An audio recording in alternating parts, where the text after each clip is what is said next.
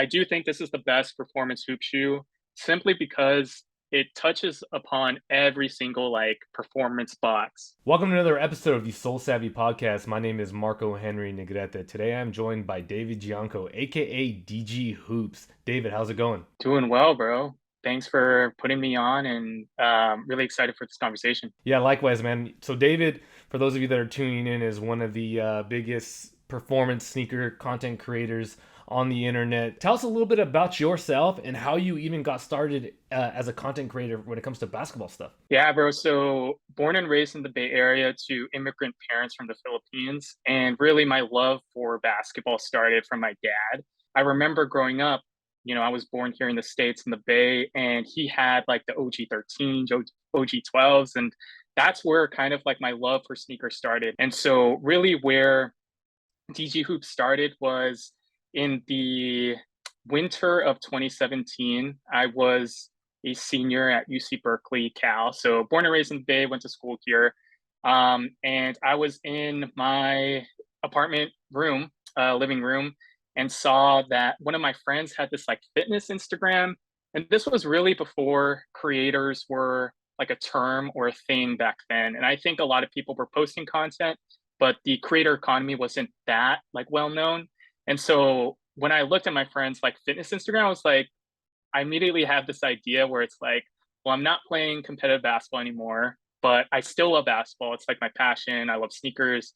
And so I had this thought of like, what if I just like put myself out there, posted what was on my mind as it related to basketball and sneakers.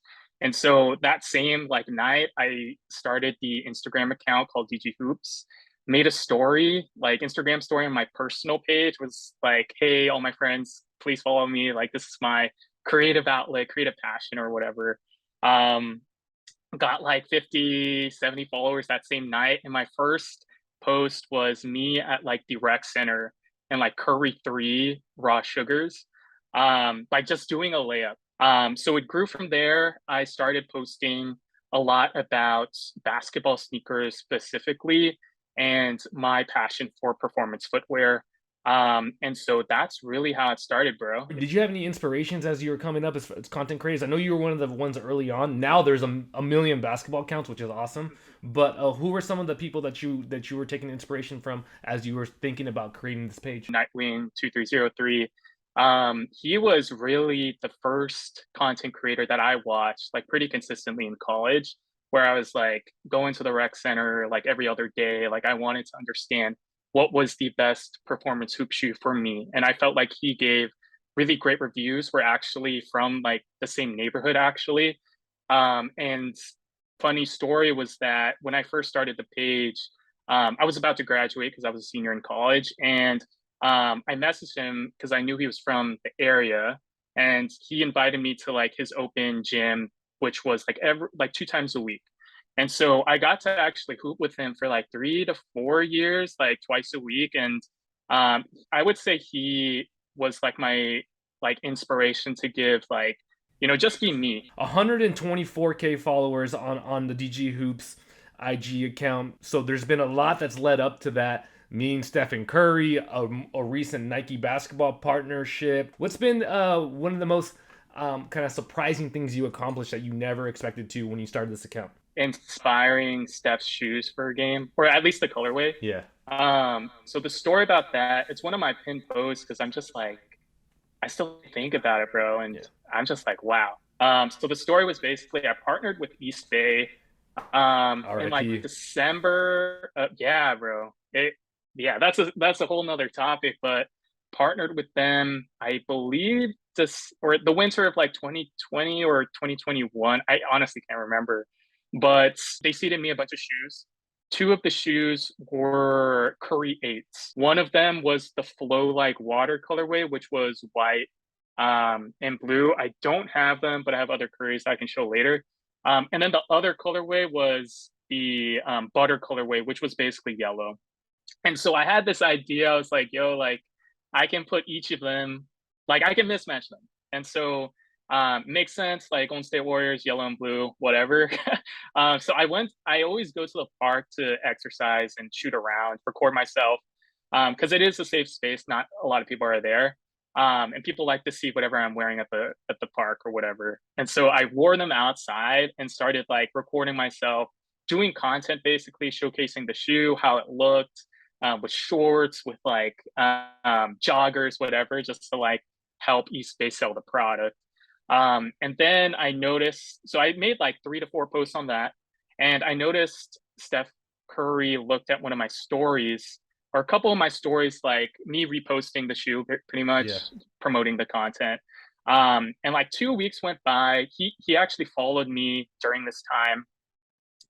And like they had a game against the Orlando Magic, and obviously people weren't in the stands or whatever, but I was still watching the games. And I'm watching the game in my living room, them warming up, and Steph is wearing the exact same kind of like mismatch. And I'm like, in my mind, I'm just like, nah, like, there's no way, like, a person like me, like, can like influence like a great, like, one of the greatest players to ever play the game, Steph. Um, but then like my older brother was there too, and I was like, I've been posting this, like, what do you think? But like everyone started DMing me. They were like, because I posted like 10 times about this mismatch stuff, and like I get flooded with DMs, comments, even on Twitter, bro. Like Warriors Twitter were adding me. So I made a post that same night, was like, yo, like I've been wearing these. What do you think? Did I inspire Steph? Whatever.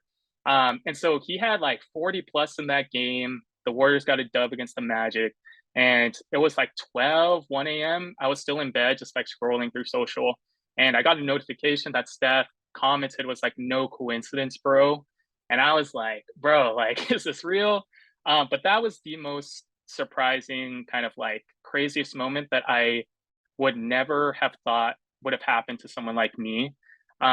Considering that like I just started the account because like I wanted to like showcase my love for the sport. Man, that's awesome. What a story. So cool. And I remember when it happened too, and seeing the post, and also props to him too for showing love, because a lot of times I think athletes will let their pride get in the way and act like they're immune to being inspired by other people. So that was really cool to see that. Now we got to get into the performance sneakers. So I said it before, 124K followers, people who trust his word when it comes to performance sneakers. 140 pairs in his closet. We're used to seeing big sneaker collections on this podcast, but I've never come across somebody that has 140 performance sneakers. So yep. I want to know, what are your thoughts on how we got here again, basically a decade later, to where performance sneakers are selling out. I hate to say it, they're fetching tons of money on the aftermarket. Like, there's a demand for performance sneakers again. What do you think led to this? Yeah, bro. So I'm gonna pull out what I think is probably the most in demand hoop shoes right now. And I think what really led to something like the Nike GT Cuts being so hyped, like everyone wanting a pair, them having crazy resale, is really down to, I think, two things. I think the first thing is the resurgence of social media. And so I think with social platforms like TikTok, for example, that demographic is obviously younger. They're into short form videos. Like they want to see like the coolest sneakers, the coolest stuff. And like this shoe right here is just a masterpiece, in my opinion, both aesthetically and performance wise. I think the second thing is like the resurgence of really great young talent in the league. You said that's the best non-signature shoe of last year. What's the best outside of the GT Cut? What's the best Nike signature performance shoe of 2022 in your opinion? This one's tough, but I gotta give it to LeBron James and the LeBron 20. Shout out to Nike and Foot Locker for sending me this colorway. This is called the Debut, paying homage to Cleveland. But I do think this is the best performance hoop shoe, simply because it touches upon every single like performance box. So like traction, this thing is great. Fits 1-to-1, low key like a Kobe. Cushion is great, like for guards, especially a lot of court feel. As well as the overall support. Like a lot of people rolled their ankle in the LeBron 17s or think that LeBron shoes are bulky, but this really took a 180 in terms of everything and the perception that hoopers have about LeBron's. And so I got to give the LeBron 20 the best hoop shoe of the past year, 2022. I honestly recommend this from the heart for any hooper, regardless of size or position. I do want to ask you about this. I see so much hate. I think people just hate LeBron because he's LeBron, right? People have always hated on him, who aren't LeBron fans. It's like you either love him or hate him, right? I see all of these comments every time we post on the SoleSavy page.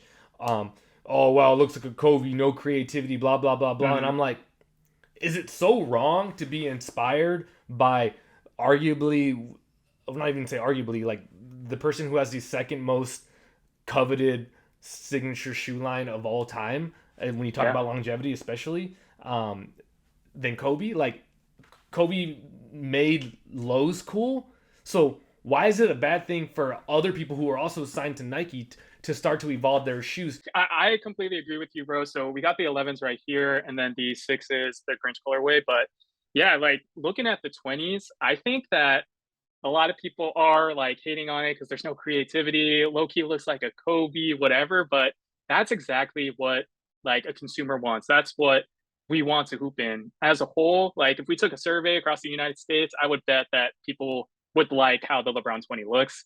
So I'm not mad at it, bro. Like the shoe looks good, colorways look great.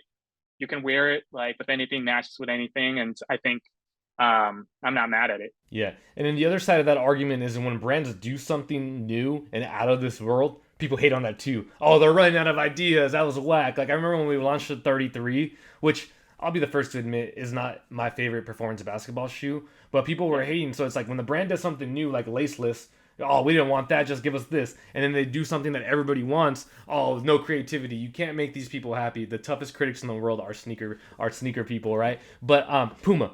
What was the best Puma performance shoe last year? Last year, I think it's the MB01, but I do have the MB02s in hand. They do look really similar, but kind of bouncing off the Kobe idea. Like I'm not mad at it. Like great silhouettes, but I do think the MB01 was an amazing shoe and really, really like caused the resurgence of Puma hoops. Honestly, like LaMelo was like, I honestly see him as like this Gen Z like icon where it's like people who were born in the 2000s low key grew up with him or like via social media, saw what he was wearing. He was with like big baller brand from his dad, and now he signed with Puma.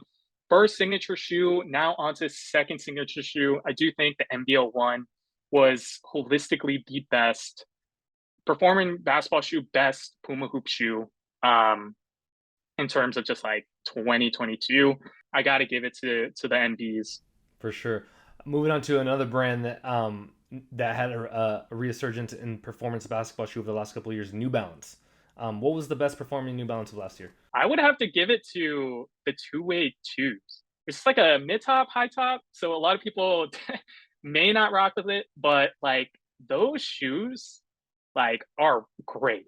I do love the Kawhis. I actually really liked his like first kind of like PEs that were not with New Balance or not a signature shoe, that were a lot like a mid, really high top actually, which kind of I think mirrors the two-way twos. But New Balance is on the two-way threes now, which is a low top, and like Jamal Murray's wearing it. I think Zach LaVine is also wearing it.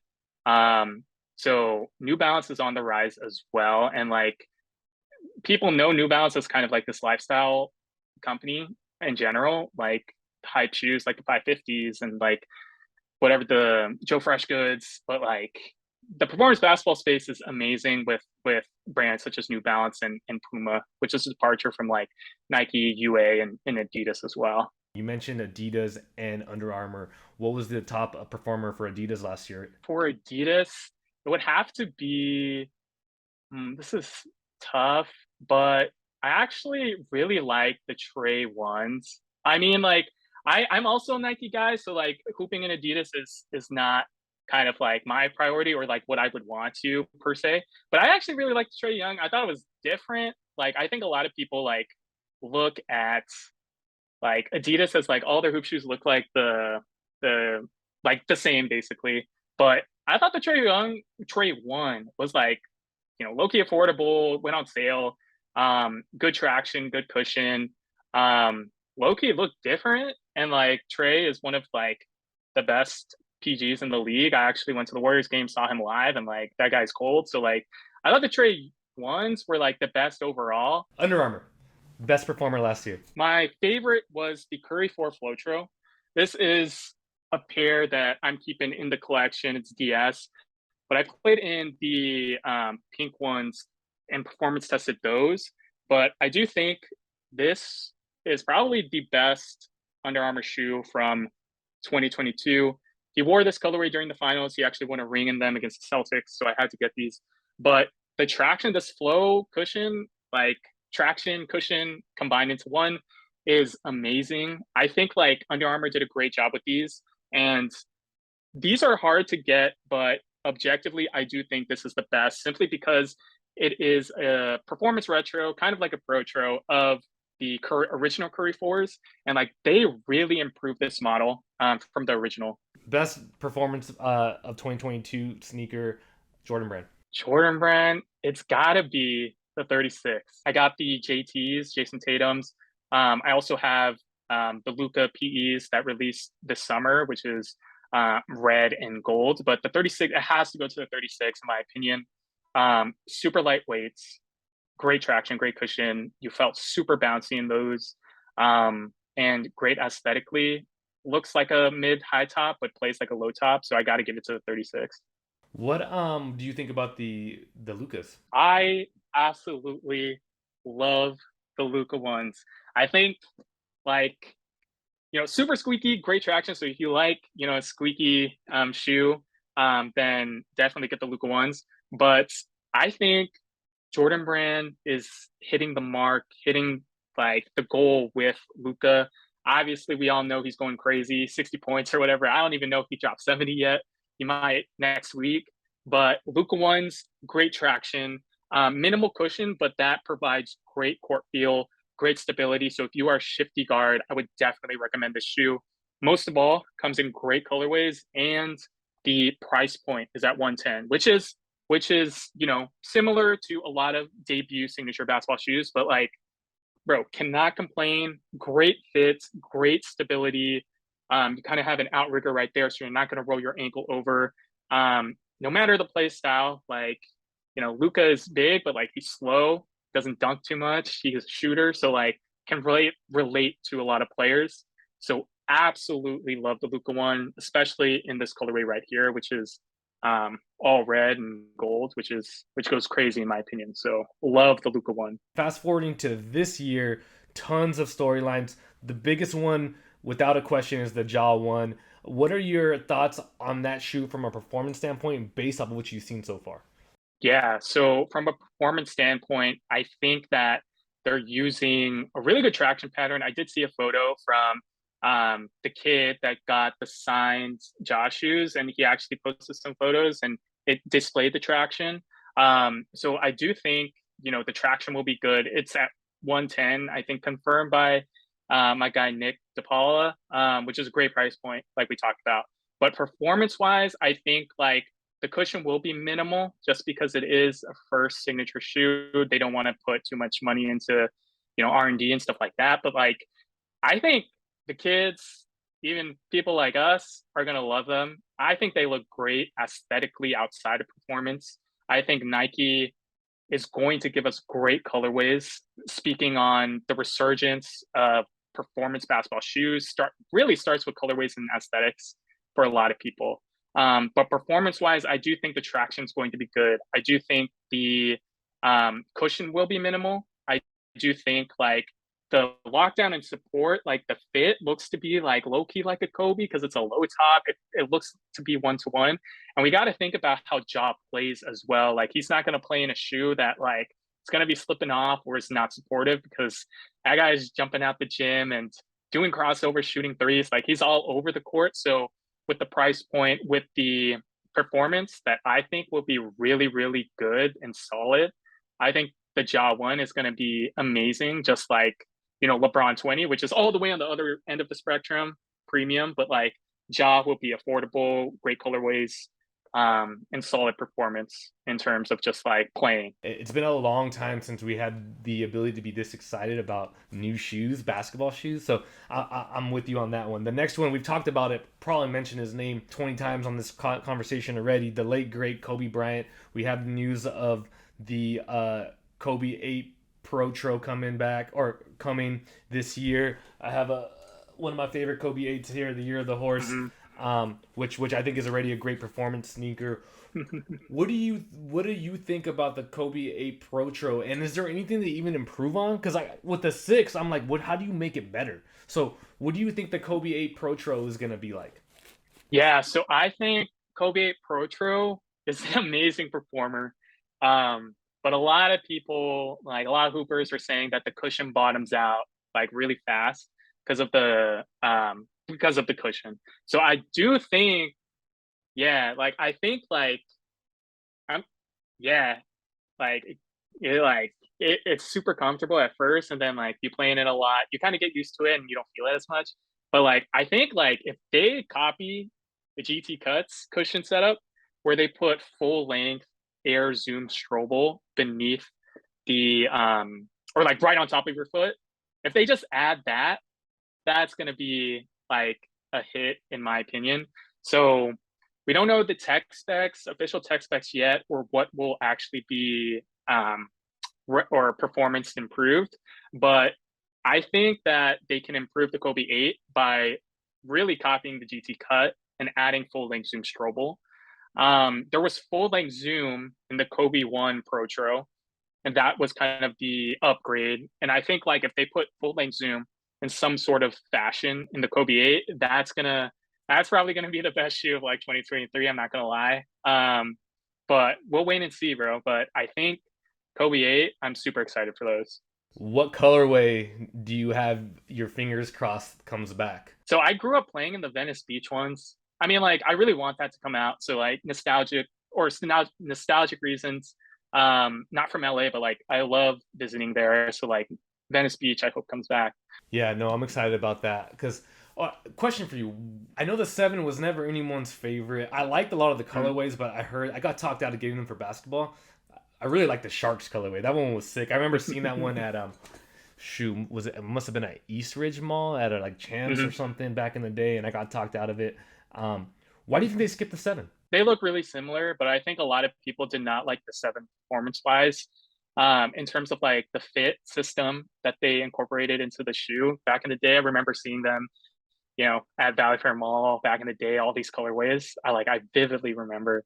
But I remember like playing in them once and I was like, nah, I can't do the fit. So like, I think they skipped them for now simply because of the fact that probably Nike Basketball knows that the Kobe 8 is going to be a hit. Like they can probably just retro it without any performance upgrade, and like people are going to flock to that.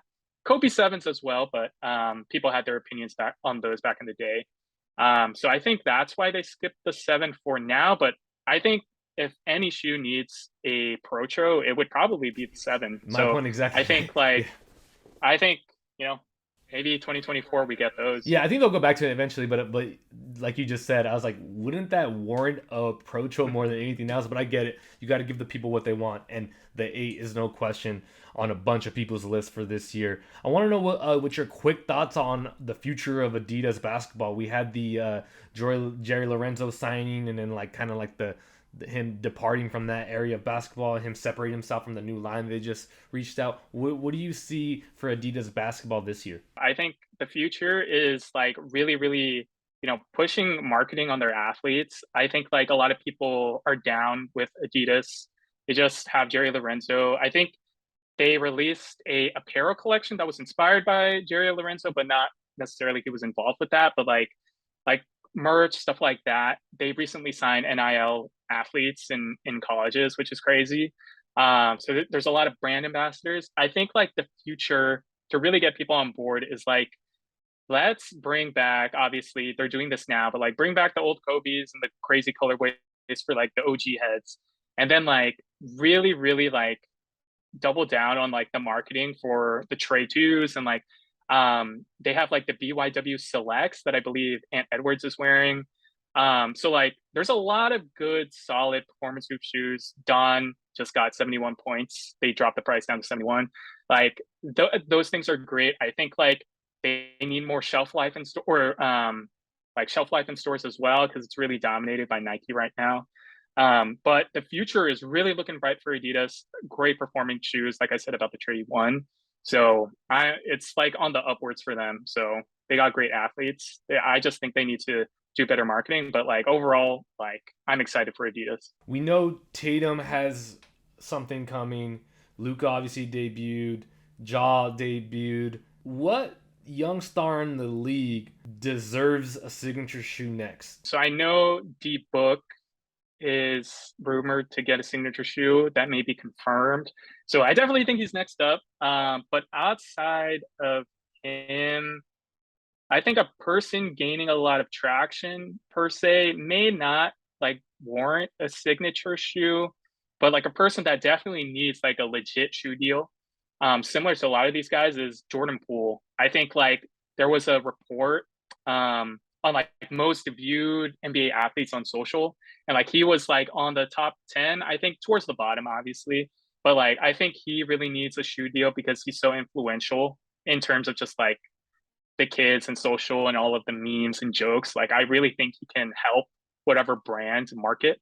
But he is the first person that comes to mind where it's like he's super young and he's a budding star on the team. And like I think in terms of just like overall like influential aspect, I think JP probably needs like a legit shoe deal that can hopefully grow into a signature. But I see JP as having kind of like the one of the highest potential in my eyes in terms of just like marketing sneakers.